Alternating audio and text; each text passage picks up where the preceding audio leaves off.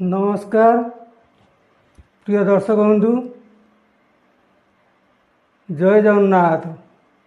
मु गिरिजा प्रसाद साहू गिरिधारी आपण मानकु मो ओडिया साहित्य कार्यक्रम को स्वागत। प्रिय दर्शक बंधु गत अध्याय मु मोर निजस्व लिखित केतेगुड़िए कविता प्रसारण कर सारी। एणु आपण मानकु अनुरोध हे मोर ओडिशावासी प्रिय भाई भौणी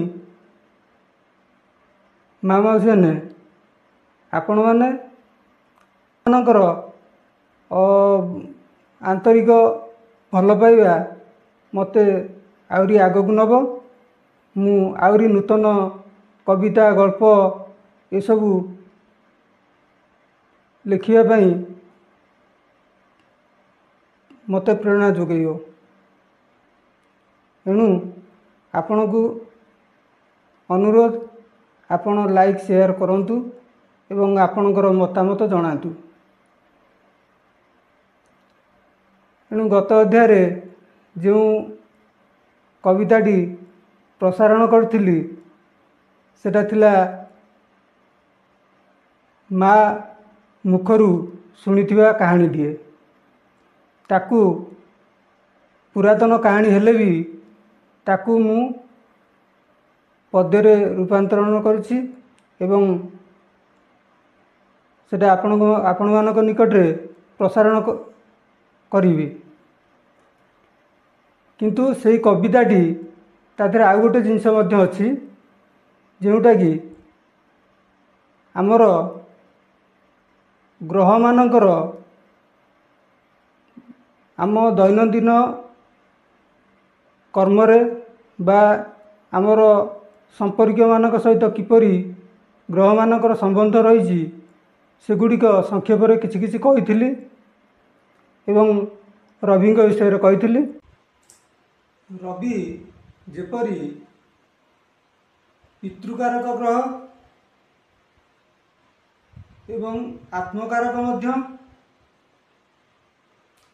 तेणु रवि जदि भल अछंती तेणु दृढ़ आत्मबल मिले आउ धर्मबल मिले पितृ आशीर्वाद मिले। आ जदि रवि खराब अछंती तेणु पितृदोष लगे। तेणु बाप पुओ भितर विभेद आसे एवं से निश्चित भाग्यहीन हुए। एणु रवि को संतुष्ट करिया को हेले तेणु पितृ सेवा ही करंतु यथेष्ट। जदि पिता शांत अछंती तो रवि भी शांत अछंती। सेहीपरि चंद्र चंद्र हेले मनकारक एवं मातृकारक ग्रह। तेणु चंद्र जदि खराब स्थिति रे थिबे बा अशुभ थिबे बा पाप ग्रह संबंध थिबे तेणु सेठी चंद्रंकर दोष कौन हुए ना सेठी मानसिक विकृत मानसिक सहित शरीर मध्य रोग भलमंद एगुरा सब लगी रहे। कहीं मानसिक दुश्चिंता रहा मैं तो शरीर रोगाक्रांत एटा सुनिश्चित। तेणु मन जदि सुस्थ शरीर सुस्थ। जदि मन असुस्थ तेणु जिते सुंदर शरीर हो सी असुस्थ हो गोटे कथार अच्छी लुण खाए हांडी चिंता खाए गंडी। तेणु जार मन दृढ़ अच्छी तेणु शरीर भी सुस्थ रहियो। तेणु चंद्र को संतुष्ट करने को हेले वैदिक रीति रे जहाँ चंद्र पूजा टिके करंतु चंद्र दर्शन करंतु। एतद्व्यतीत सबुठ बड़ जिनस है ମାତୃସେବା। ମାର ସେବା କରନ୍ତୁ ଏବଂ ଗ୍ରାମ ଦେବତୀଙ୍କର ପ୍ରାୟ ସମୟରେ ପୂଜା ଅର୍ଚ୍ଚନା କରନ୍ତୁ। ଦେଖିବେ ଚନ୍ଦ୍ର ପୃଷ୍ଠ ଯାହା ବି ଥିବ ଏଟା ଖଣ୍ଡନ ହେବ।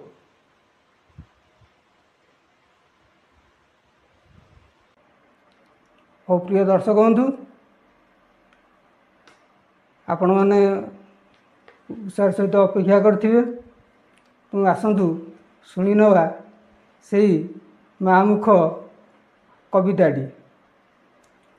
କବିତାଟିର ବିଷୟବସ୍ତୁ ହେଲା ମାର ମୁଖ କଥା। ମାର ମୁଖ କଥା। ରବିଚନ୍ଦ୍ର ବେନି ଭାଇ ମାତା ଦେଶରେ, ରବିଚନ୍ଦ୍ର ବେନି ଭାଇ ମାତା ଦେଶରେ, ଚଳି ଯାନ୍ତି ଭୋଜପତ୍ର ଗ୍ରହଣ ନିମନ୍ତେ,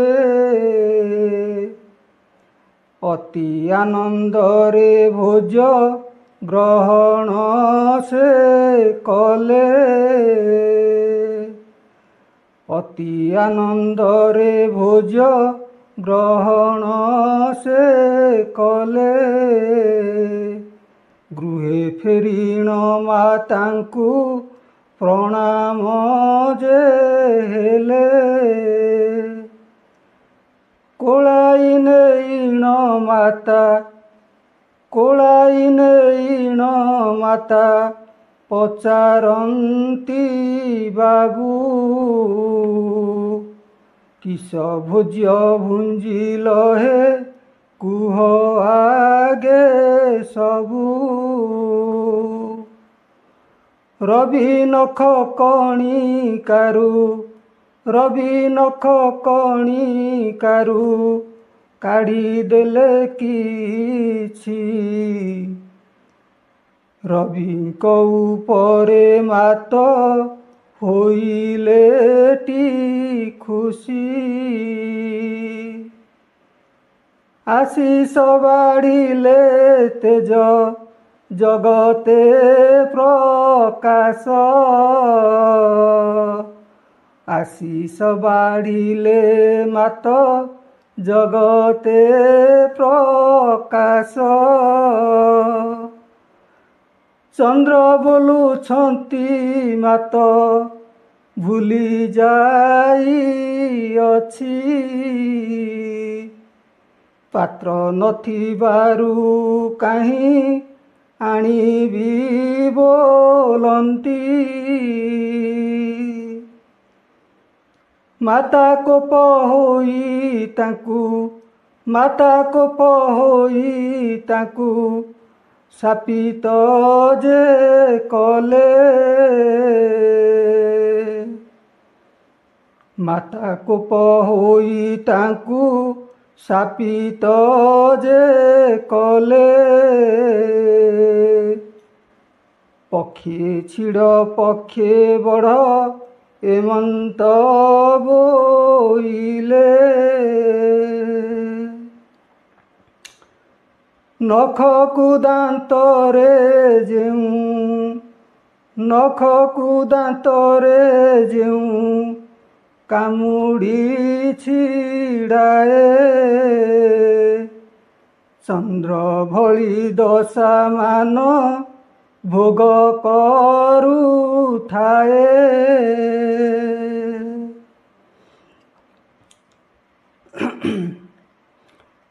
ଏଇ କଥା ଅଟେ ଜାଣ, ଏଇ କଥା ଅଟେ ଜାଣ ଅତି ପୁରାତନ, ଖାଲି ହସ୍ତେ ଗୃହେ କେବେ, ଖାଲି ହସ୍ତେ ଗୃହେ କେବେ ନ ଆସିବ ଜାଣ। ବୃଦ୍ଧ ପିତା ମାତା ଥିଲେ, ବୃଦ୍ଧ ପିତା ମାତା ଯେବେ ଥିବେଟି ଅଚଳ, ବୃଦ୍ଧ ପିତା ମାତା ଯେବେ ଥିବେଟି ଅଚଳ ଗୃହେ ପ୍ରବେଶିବା ମାତ୍ରେ ବୁଝିବ ଖବର। ଦୋଷ ତ୍ରୁଟି ଥିବ ଯେତେ ନ ଧରିବ ବାବୁ ବିଦାୟ ନେଉଛି ମୁହିଁ ମନେ ରଖ ସବୁ। ପ୍ରିୟ ଦର୍ଶକ ବନ୍ଧୁ, ମୋ କବିତାଟି ସରିଲା, ଫୁଲ ଗଛଟି ମରିଲା। ଏଣୁ ଆପଣମାନଙ୍କୁ ଅନୁରୋଧ, ହେ ମୋର ପ୍ରିୟ ଓଡ଼ିଶାବାସୀ, ହେ ମୋର ପ୍ରିୟ ଓଡ଼ିଆ ଭାଇ, ମୋତେ ଆପଣମାନେ ଲାଇକ୍ ଓ ସେୟାର କରନ୍ତୁ ଏବଂ ଉତ୍ସାହିତ କରନ୍ତୁ। ମୁଁ ପୁଣି ଆଗକୁ ଆହୁରି ଅନେକ ନୂଆ ନୂଆ କବିତା, ନିଜସ୍ୱ ଲିଖିତ କବିତା ଆପଣମାନଙ୍କ ସମ୍ମୁଖରେ ଆଣି ପ୍ରକାଶ କରିବି। ଏଣୁ ଆପଣମାନଙ୍କର ମତାମତ ମୋତେ ଶକ୍ତି ଓ ପ୍ରେରଣା ଦେବ। ତେଣୁ ଏତିକି କହି ମୁଁ ବିଦାୟ ନେଉଛି। ପୁଣି ଦେଖା ହେବ ଆଗାମୀ ଅଧ୍ୟାୟରେ। ଜୟ ଜଗନ୍ନାଥ। ନମସ୍କାର ପ୍ରିୟ ଦର୍ଶକ।